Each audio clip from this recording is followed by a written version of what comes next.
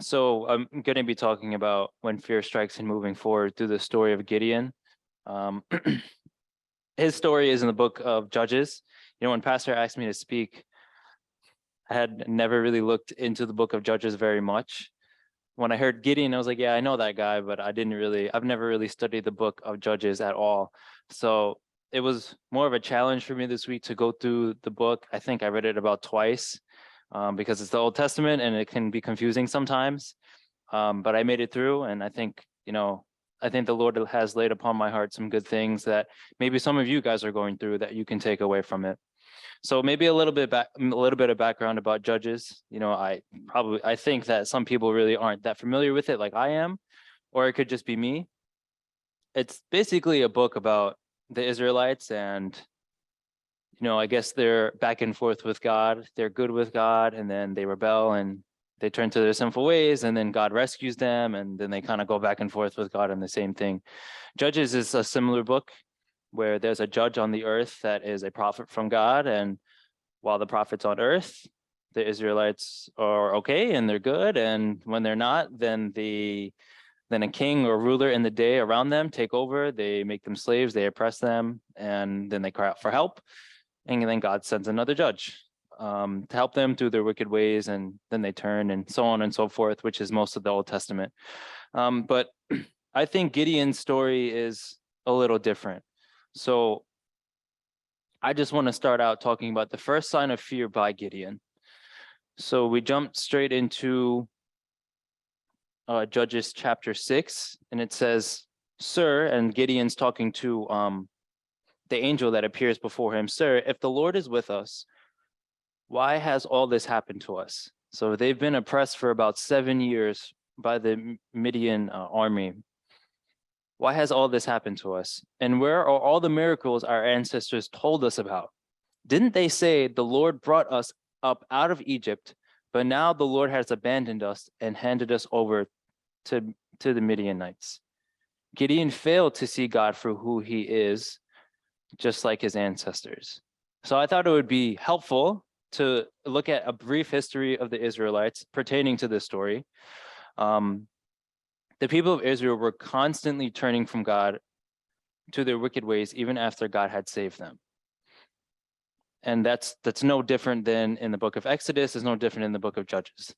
After the death of Joshua and the generation after had died, the Israelites had forgotten about what God had done for them and served the idol Baal. Then he let the armies who came against them win, unlike the past, because they abandoned the Lord.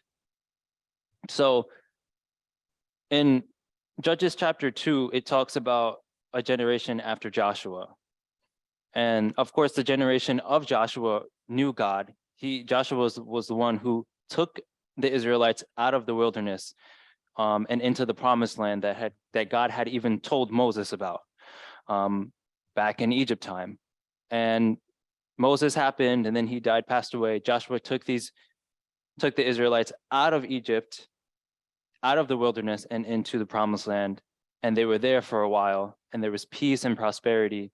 But then, of course, Joshua eventually passed away, and the people of that generation, they remembered God. They remembered what he did for them in Egypt. They remembered what he did for them in the wilderness. The generation after that also remembered what God had done for them. But generations had continued to go by, and with every passing generation, they had forgot about what the Lord had done, and they turned to worship idols like Baal, and the Bible talks about wicked ways. It doesn't specify, but we can leave that up to your imagination. And in the latter part of verse 15, it says, because the Lord let the armies who came against them win, unlike in the past, because they abandoned the Lord. I thought that it was a very interesting word that the New Living Translation used, abandoned, because when I think about abandoned, I think about leaving, an animal on the side of the road. They abandon them. A mother abandons a baby, or a father abandons a baby. I think that, for me, that's a very harsh word. And so I decided to define it. And the dictionary says abandon means to give up completely in terms of a course of action, practice, or way of thinking. So not only did the Israelites forget about God, they abandoned him in every single way. They abandoned him in thought. In practice, maybe they didn't pray, maybe they didn't go to synagogue or church. But not only did they abandon him in that way, they abandoned him in his thought. And I think all of us, of course, are human. And I think all of us can agree that sometimes we forget about God. We don't always pray. We don't always read our Bible. We don't always actually ask God about every single one of our steps like the Bible tells us we should. But I think most of us would say that we don't necessarily abandon God in our daily walk. We may think about him. We may think about church. We may think about doing something that's good. We may think about telling somebody about Jesus, even if we hadn't prayed that day. But here it says that they abandoned the Lord, which means that they didn't even think about him.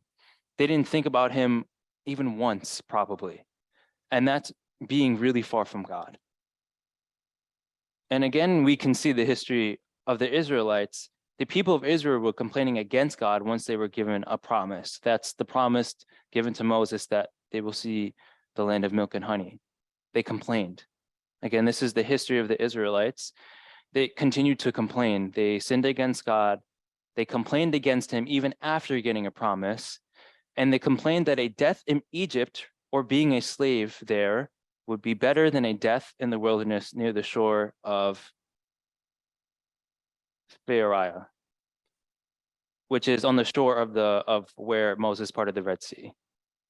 And again, the Israelites just have a track record of God doing something from them, God promising something to them, and then forgetting about it and complaining to God, why did you do this to us? Why did you make us come here? And it just shows them, what's the point of this? And this is in Exodus.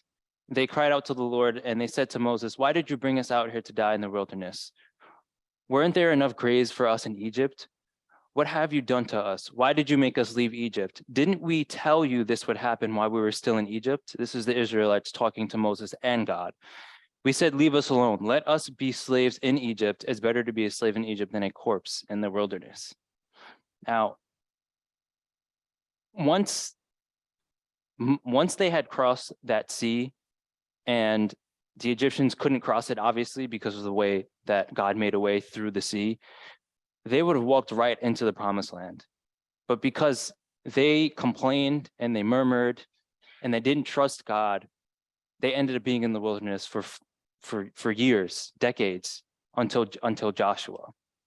And I say all that to say, Gideon's recollection of the past gave him a view of God that simply doesn't add up. Now, when you think about Gideon in this time, he was generations removed from Joshua. He was generations removed from a people that really believed that God was real. He was generations removed from a people in a society that said, this is what God has done for us. Now, we obviously know what God has done for us through the Bible, but they didn't have that. All they had were stories about what God had done for them. But when you look at Moses' time and Joshua's time and what God had done for them then, and then you look at the time between Joshua's death and a few generations after that in Gideon, there was so much oppression for the Israelites. There was slavery, oppression, and the Israelites were just going wrong. There wasn't really a consistent basis of years and years or hundreds of years of just peace for the Israelites. It was a judge who came, was a prophet of God, helped the Israelites do the right thing, not sin against God, be as righteous as they could be. And as soon as that judge died, they went back to their wicked ways. So Gideon doubted God in the first few verses that I read in the beginning of, why did you bring us here? Why are you here? Are you the God that took us out of Egypt? Then why are we oppressed still? For Gideon, it was so much doubt. And in chapter 2, in verse 10, it says, after the generation had died, another generation grew up who did not acknowledge the Lord or remember the mighty things he had done for Israel. Gideon was brought into a society that not only did not acknowledge God, but generations removed. They didn't even think or know or truly feel like God was the God of Moses. God was the God of Joshua. And that's a really tough thing for Gideon, because when God had called him, he was like, well, why do I trust you? Why would I follow you? If the generations past, my parents and their parents, all their life was just oppression and some years, 40 years, 50 years of peace, and then oppression again. It's kind of like a back and forth.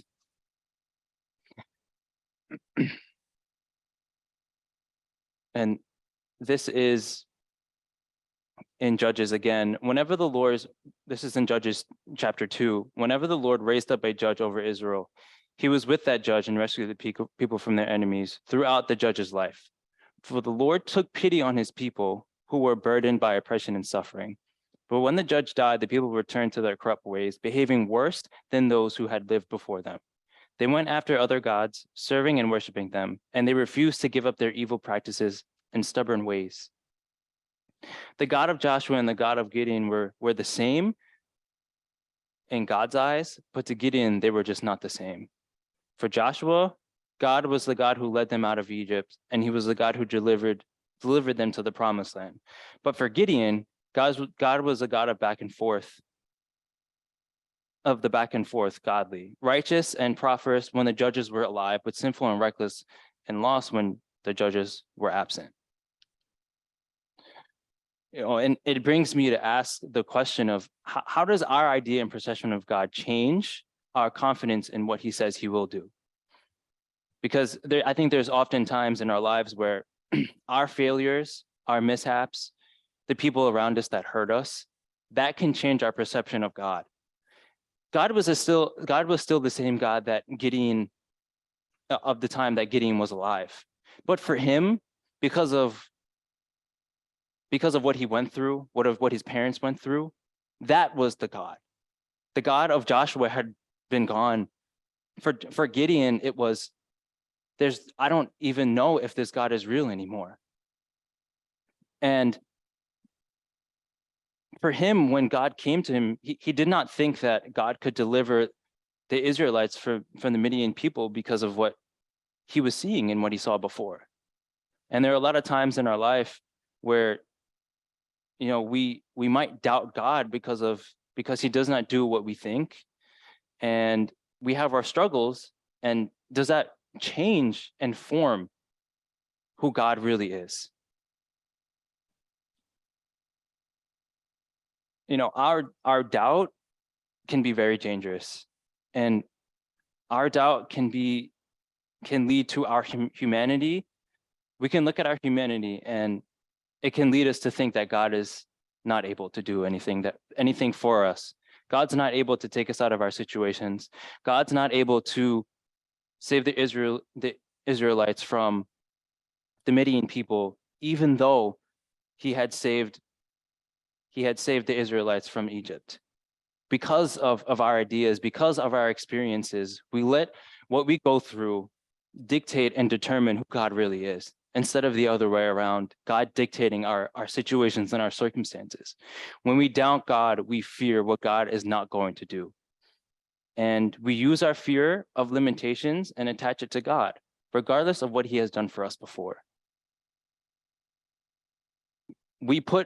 I think that Gideon looked at what God was telling him with human eyes instead of godly eyes. Of course, how can a small town and group of Israelites defeat a nation of the Midian people? But instead of him looking at it through that lens of God, he looked at it through the lens of what he knew. And all he knew was oppression. All he knew was the history of his people, of the Israelites, going back and forth with God. And doubt can lead to fear. And this is Judges chapter 6, verses 13 through 15. Sir, Gideon replied, this is to the angel, if the Lord is with us, why has all of this happened to us? And where are all the miracles our ancestor told us about? Didn't they say the Lord brought us out of Egypt? But now the Lord has abandoned us and handed us over to the Midianites. Then the Lord turned to him and said, "Go with the strength you have and rescue Israel from the Midianites. I am sending you." "But Lord," Gideon replied, "how can I rescue Israel? My clan is the weakest in the whole tribe of Manasseh, and I am the least in my entire family." Gideon was fearful, and he began to ask questions about God's abilities. Instead of him, he looked at his family instead of looking at God for strength. Often when God speaks, we see and act through our fears.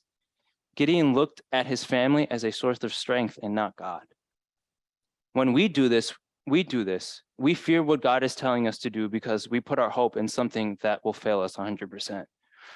Again, Gideon's doubt on who God really was just led him to act out of fear. And that's often happens sometimes with us when we try our best and when we do everything we can to try in God's plan for our lives.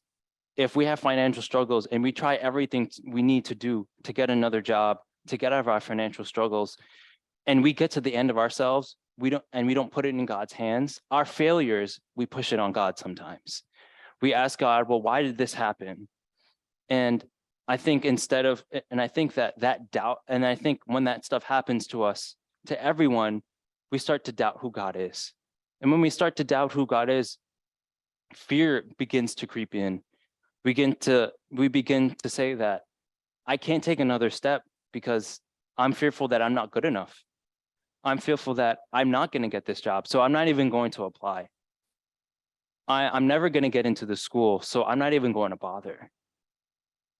And that stems from doubt. And that doubt can come from an inability to see God for who he is. And I think that's exactly what Gideon went through here.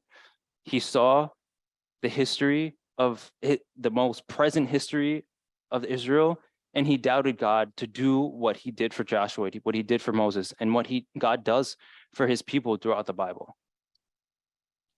And I think that fear can also paralyze you. Gideon was paralyzed with fear until he realized God was with him. We can doubt God in what he does. We can look at everyone around us for help, but fear isn't gone until we realize that God is with us. In the passage that we just read, the angel was trying to reiterate that God will be with you, but Gideon really wasn't getting it. Sometimes we need to stop and listen to what God is telling us. And again, in Judges 6, we see Gideon replied, "If you are truly going to help me, show me a sign to prove that it is really the Lord speaking to me. Don't go away until I come back and bring my offering to you." He answered, "I will stay here until you return." That's the angel talking. Gideon hurried home. He cooked a young goat with a basket of flour. He baked some bread without yeast. Then, carrying the meat in a basket and the broth in a pot, he brought them out and presented them to the angel who was under the great tree.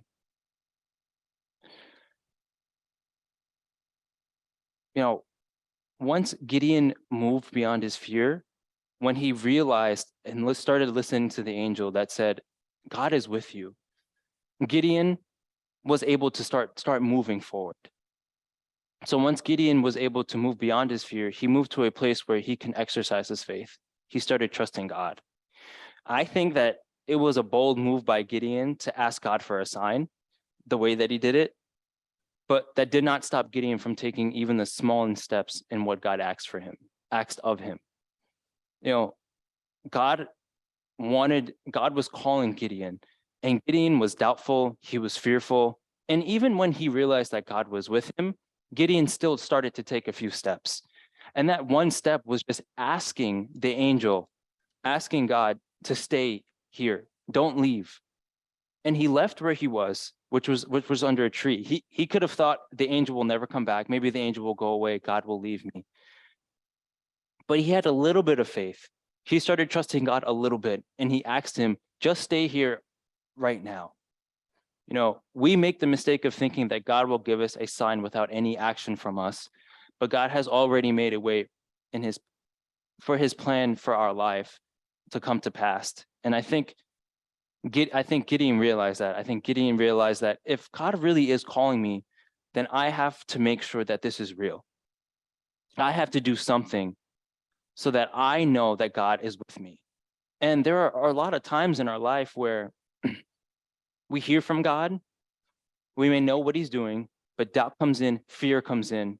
And I think that's human. I think every single one of us have fears, and a fear is a good thing.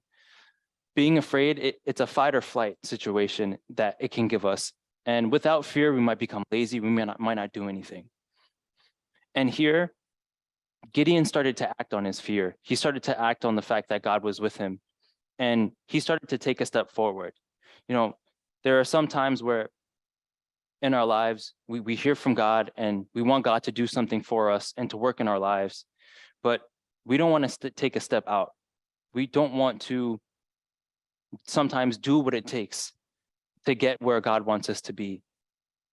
Here, for Gideon, it was, give me a sign. For other people that maybe want a job, maybe taking that step out is working on my resume. You know, oh, I don't want to work on my resume because I don't know what I want to do. Well, go find out what you want to do. Go do research on different roles that interest you. And that's taking an action, a very small step, but one step forward in a plan that God has for your life, even when you're fearful, because God's with you. He won't let you go be an accountant if you hate numbers and you hate math and you want nothing to do with it, because God's with you. He will direct your path. And I think that regardless of Gideon's doubt and regardless of his fear, once he realized that God was with him, he took a very small step forward. We must act on the prompting of the Holy Spirit in our lives. Taking a small step in faith can help us feel God moving in our lives.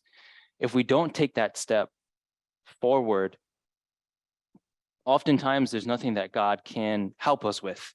If we're sitting down and we're waiting for recruiters to call us, and we're waiting for someone to call us about money that we need or money that we want, and to put food on the table, and we're waiting for that to come to us, there's no doors that God can open. And if he has opened that door, there's no way that you can walk through it and in it. And most likely, if you're not trusting God now, completely trusting him is completely far-fetched. You can't go from not trusting God at all to 100% giving him your life and saying, I trust you 100%. I'm going to go out in the deep with you. That sounds really good in practice. And maybe it's a cliche Christian thing to say or to think, but most often, most of us don't go from 0 to 100 with anything, much less with God. That's why it's really important for us to trust him with small things, and your faith and trust in God will grow and fear will lessen. Remember that it's God who has called you, and only he can carry you moving forward. And I just want to emphasize that last point.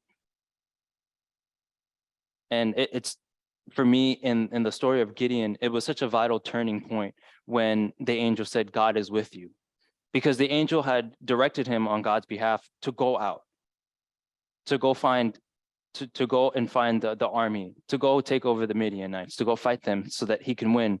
And the angel promised him that you will win. But it wasn't until the angel showed Gideon that I'm with you, was not until Gideon moved.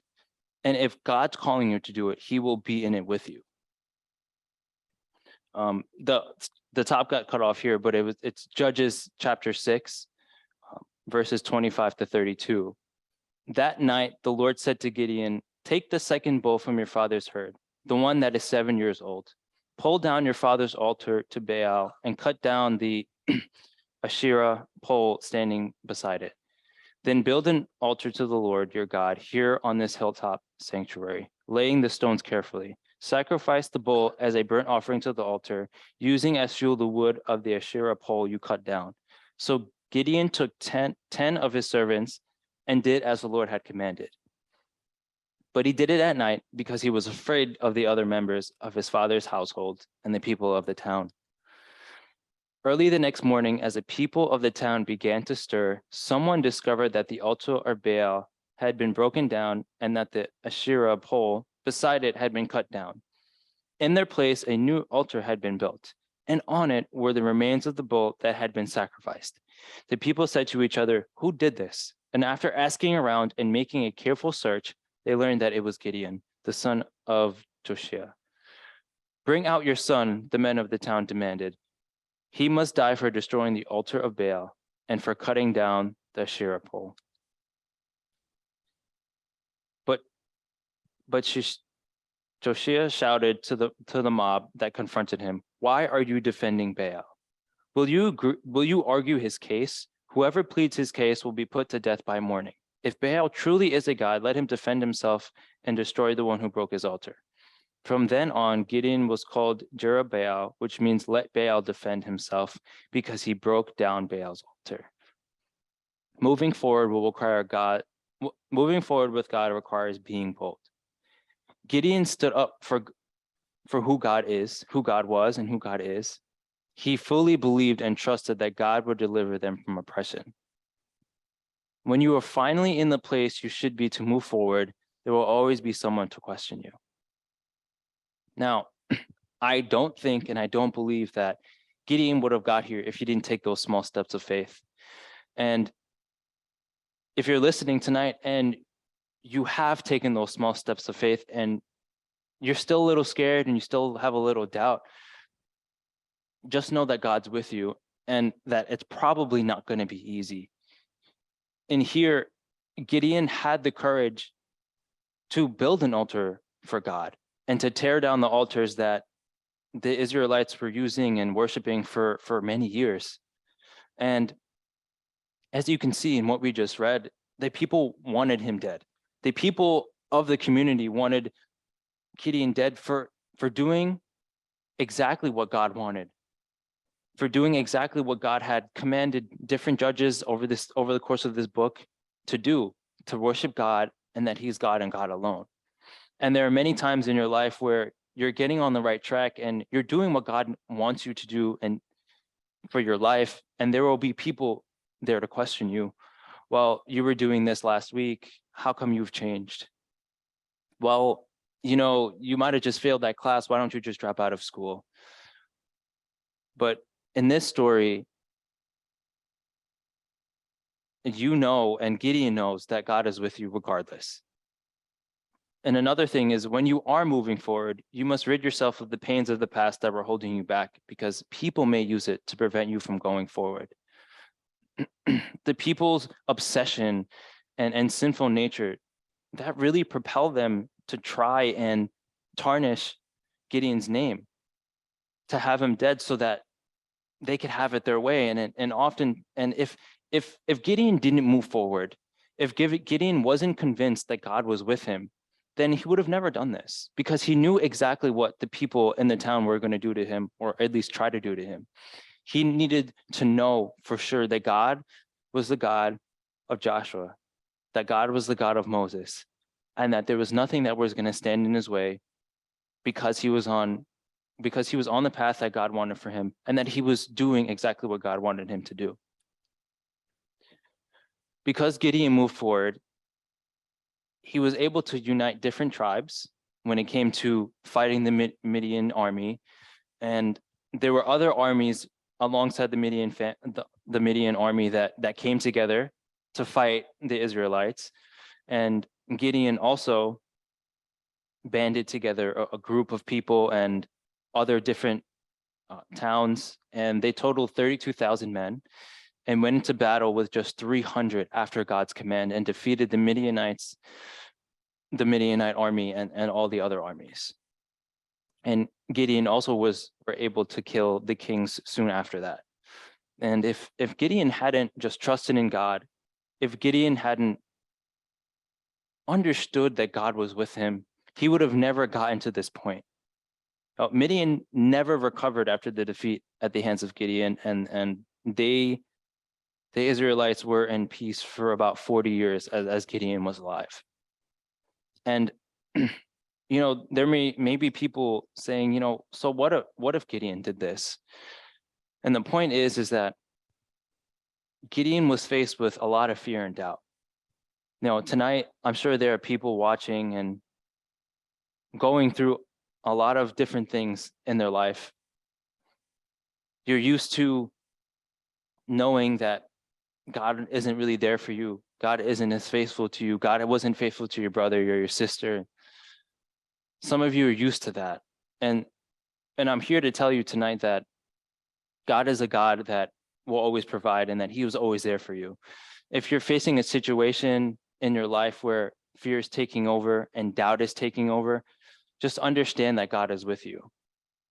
Now, I just want everyone to imagine what God can do through you, even right now, regardless of your circumstances, regardless of your situations. I just want everyone to think about what God can do through you. What can you accomplish through the work of God? And there's two questions I would like you to ask yourselves as you're thinking about that.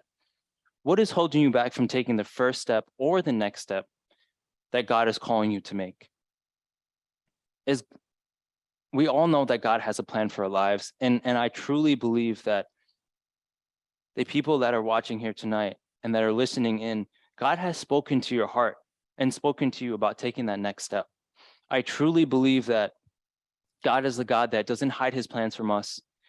You know, his word says that his plans for us are to prosper and to succeed. And I truly believe that somebody here tonight is struggling with that first step, is struggling with that second step, that third step, that next step that is going to allow them to walk into the next phase of their life, no matter what that is. And another question that I have for you guys tonight to think about, to ponder about, is what can you surrender to God so that you can be confident in carrying through the worst parts of moving forward? Trusting in God isn't necessarily always easy. There's fear and there's crippling doubt. But what is your brain and what is your heart saying about who God is? Is God the God of Joshua, God of Moses, the God that's going to take you through anything? Is he the God of your life? Because if that's the God that you're trusting, then you know that he's with you. But if God is the God that isn't always there for you, is he the God of doubt?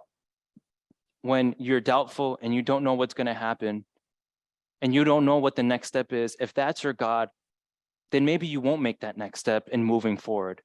But I'm here to tell you guys tonight that God is always there with you. Regardless of what the next step is, he will always be there for you. He's always making a way.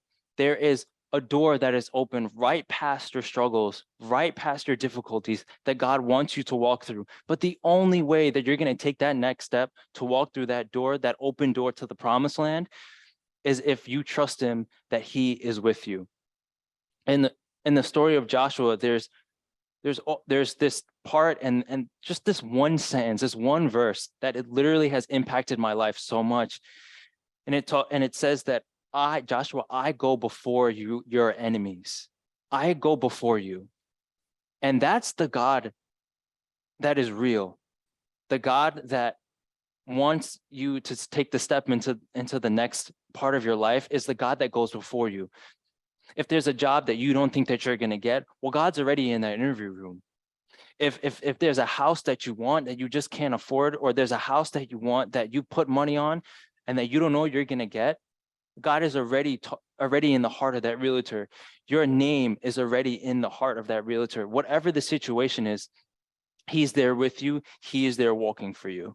So I just want to encourage each and every one of you guys tonight that if you're dealing with doubt and you're dealing with fear, just understand and know that God is with you and he's there to walk with you to the next step and the next journey of your life. Thank you.